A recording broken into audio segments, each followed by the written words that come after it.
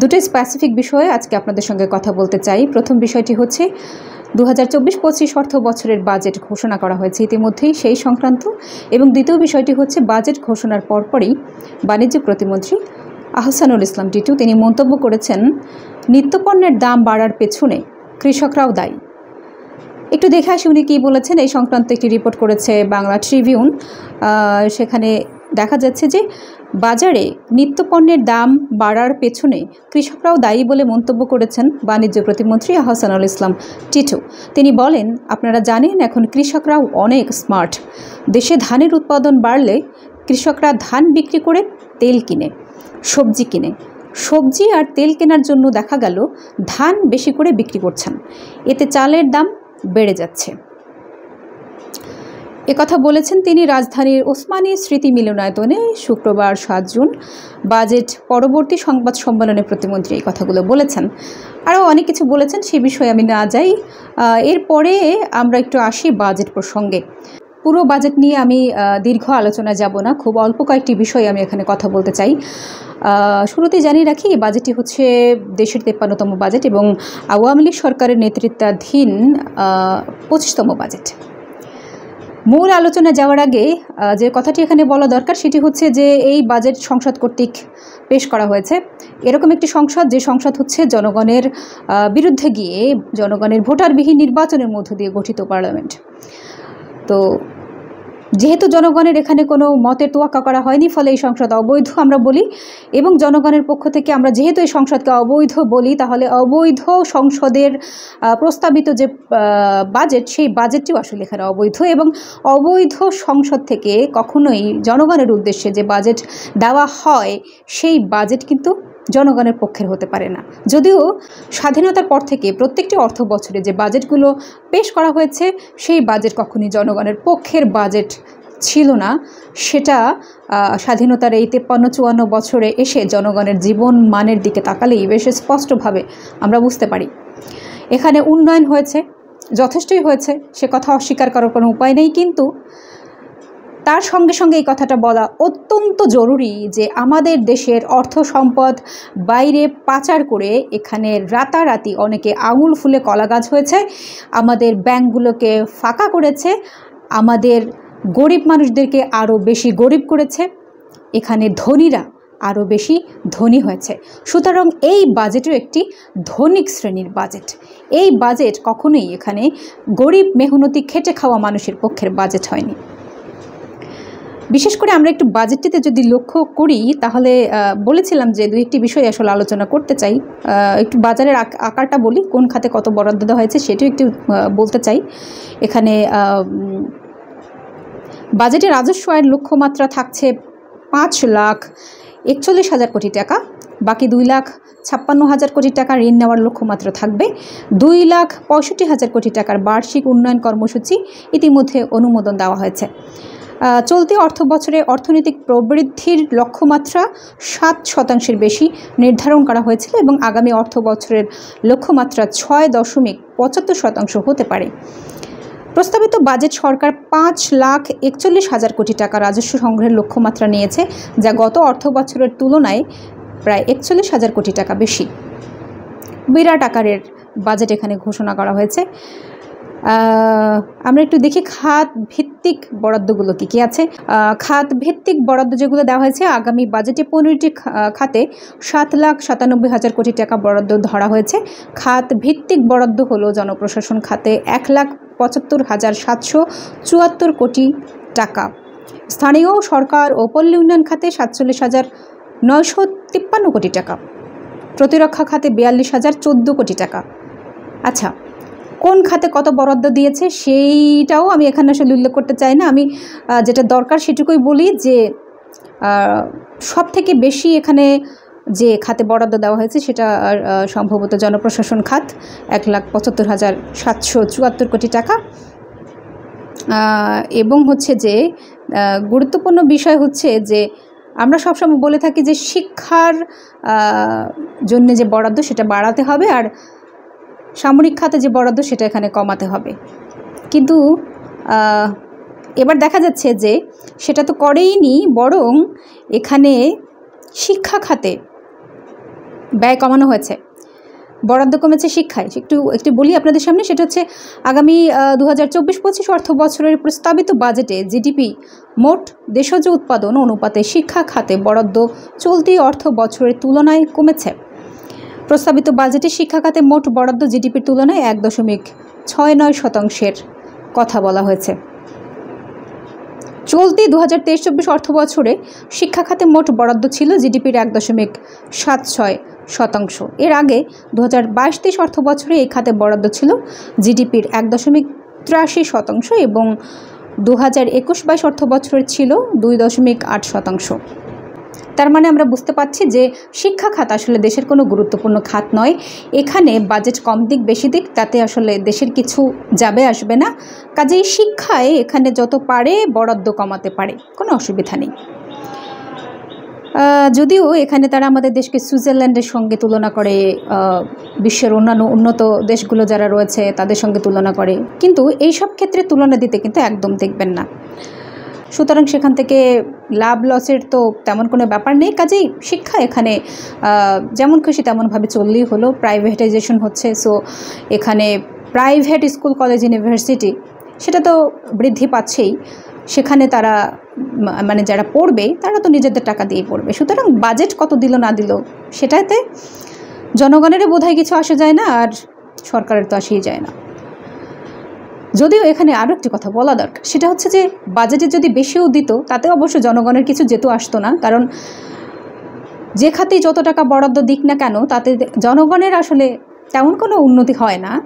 এর কারণ হচ্ছে যে আমরা দেখেছি বিশাল বড় বড় বাজেট এখানে ঘোষণা করা হয়েছে, কিন্তু সেই বাজেট অযথাই পড়ে রয়েছে, কোনো কাজ হয়নি। শিক্ষা খাতে গবেষণায় সেরকম কোনো কাজ হয়নি। তারপরে হচ্ছে সামরিক খাতে গবেষণা কই, সেরকম কিছু দেখতে পাইনি। মানে হচ্ছে দেশে জ্ঞান বিজ্ঞানের যে শাখাগুলো রয়েছে সেই শাখা কিন্তু আমরা এখানে প্রশস্ত হতে দেখছি না। বাজেট এখানে দিচ্ছে, সেই বাজেট লুটপাট করে আবার এই সরকারি মহলে নিয়ে যাচ্ছে। বাজেট একটা দেয়, বাজেট একটা শেষ হয়, কিন্তু তাতে জনগণের জীবনমানের কোনো উন্নতি আসলে দেখা যায় না। তা দেশের আসলে কোনো কাজে লাগে না।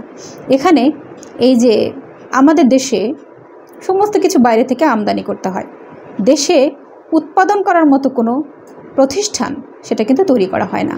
তার মানে এটা বোঝা যায় যে এই বাজেট যদি বিশাল আকারেরও দেয় তাতেও আসলে সে বাজেটে জনগণের কিছুই যাবে আসবে না। শিক্ষা খাতে ব্যয়ে বরাদ্দ বাড়ালো, ধরেন অনেক বেশি বাড়িয়ে দিল, কিন্তু সেটা আবার লুটপাট করে যদি তারাই নিয়ে যায়, যদি কোনো জবাবদিহিতা না থাকে, তাহলে সেই বাজেট বাড়ানোতে কি যাবে আসবে?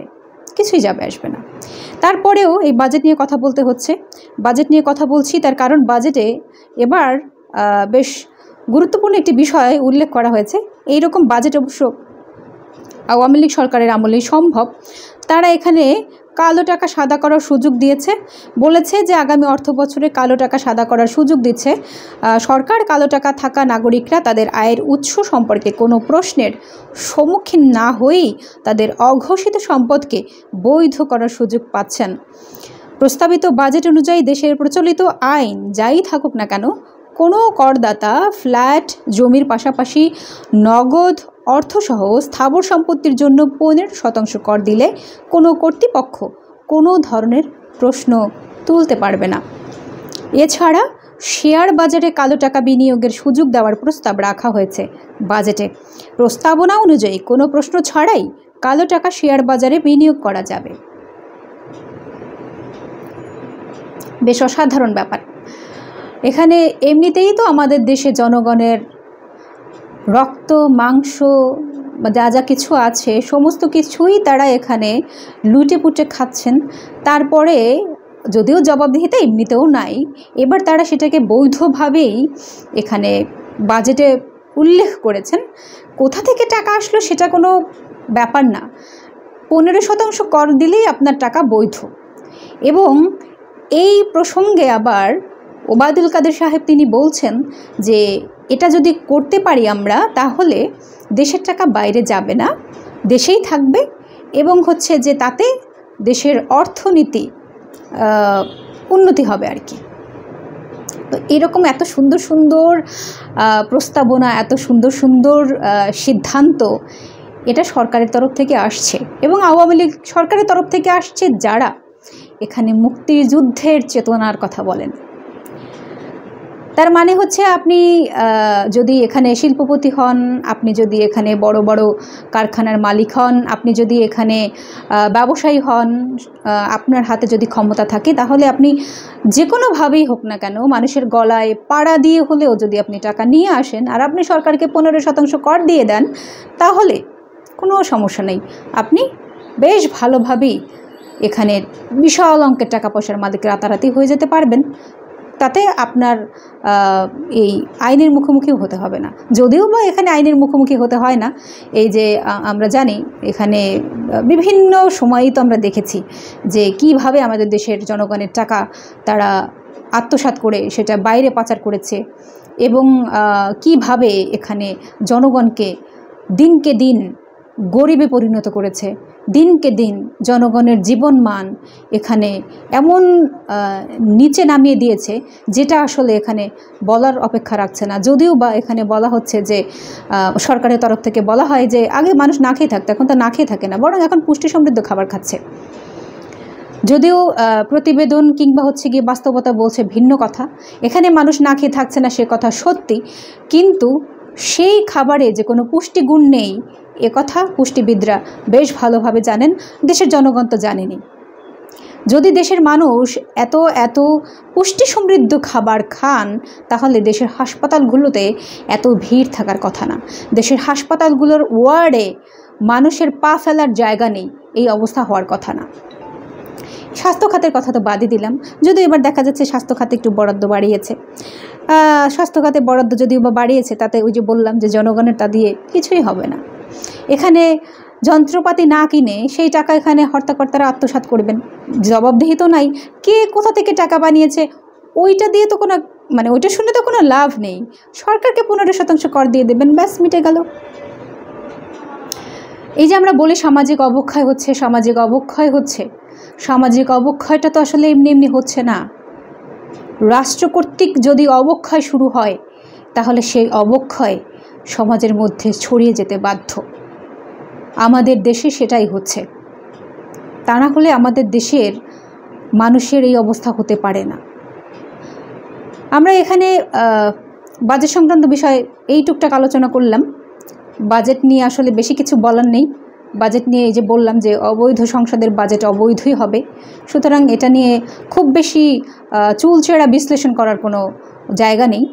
ফিরে আসি প্রথমে যেটা বলছিলাম, যেখানে বাণিজ্য প্রতিমন্ত্রী তিনি বলেছেন যে কৃষকরাও হচ্ছে নিত্যপণ্যের দাম বাড়ানোর জন্য দায়ী। এই নিত্যপণ্যের দাম বাড়ানোর জন্য যে তারা নিজেরা দায়ী সে কথাটা এখানে বলার মতো হ্যাডান তাদের নেই, কারণ তারা এখানে তাদের দায়িত্ব যে যথাযথভাবে পালন করছে না সেই বিষয়ে জনগণের সামনে এসে তারা সেটাকে আড়াল করার জন্য উল্টো জনগণের কাঁধেই এই দায়ভারটা চাপিয়ে দেওয়া হয়। এবং বিশেষ করে যারা উৎপাদনের সঙ্গে জড়িত, যে কৃষকরা এখানে উৎপাদন করে সেই কৃষকরাই নাকি দায়ী, সেরকম একটি কথা তিনি এখানে বলে ফেলেছেন। কাজেই যাদেরকে আসলে জবাবদিহির আওতায় আসতে হচ্ছে না, যারা এখানে লুটপাট করে যা খুশি তাই করতে পারছে এবং বিচারের সম্মুখীন হচ্ছে না, তখন তারা তো এরকম কথা বলতেই পারে। নিত্যপণ্যের দাম বাড়ানোর জন্য যদি কেউ দায়ী হয়, তাহলে এই সরকার এবং সরকারের সাথে সংশ্লিষ্ট কর্তৃপক্ষ। সেটা আড়াল করতেই এই যে কৃষকদের উপরে দায় চাপানো হয়েছে। বলা হচ্ছে যে কৃষকরা এখানে ধান বিক্রি করে অন্যান্য জিনিসপত্র কিনছে, তো ধান বিক্রি করে তো তারা অন্যান্য জিনিসপত্র কিনবেই, এটা তো খুবই স্বাভাবিক ব্যাপার। কৃষকদেরকে কি অন্যান্য জিনিসপত্র সরকারের তরফ থেকে দেওয়া হচ্ছে নাকি? হচ্ছে তো না। তাহলে কৃষকদেরকে অন্যান্য জিনিসপত্রের দরকার নেই?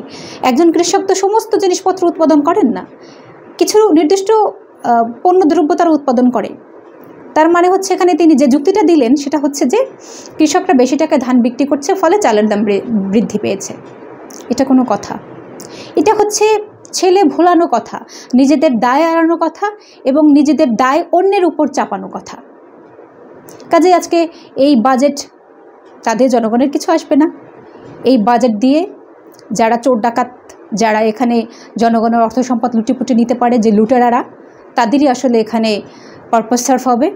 জনগণ যেখানে ছিল সেখানেই থাকবে, বরং জনগণের জীবন আরও অনেক বেশি ভয়াবহ মাত্রায় নিচের দিকে যাবে, গরিব আরও বেশি গরিব হবে।